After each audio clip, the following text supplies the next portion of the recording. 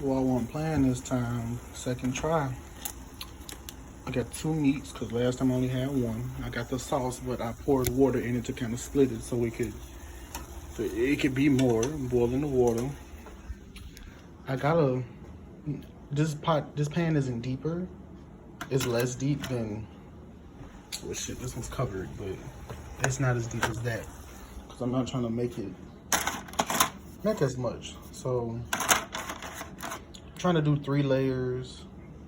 And then like, what was the problem with this last time is that you see this part, but I'm gonna just cook the whole damn box and then just do this with the remaining ones. Got the ricotta cheese, gonna use all of it. I got 2 bags of cheese.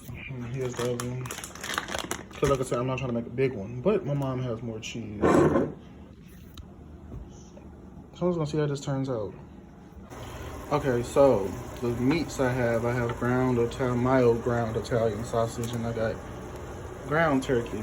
I got all the noodles in here. They should fall in here momentarily. Got the sauce over there.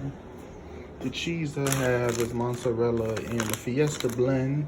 And like I said, if I don't have any more cheese, we got some in the fridge. It's the only ricotta cheese they had, but it don't matter to me. Got this, added some salt, some pepper, and the egg. What the video told me to do.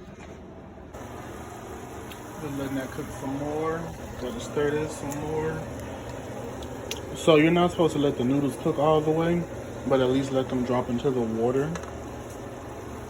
And I'm just trying to make sure like they all in the water dissolving, so they won't be hard. Cause I really do not like crusty noodles. Crusty noodles it'll make me not want to even eat it.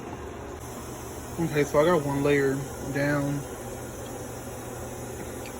I'm trying to savor the meat because last time I ain't have enough. So I'm put the second one on now.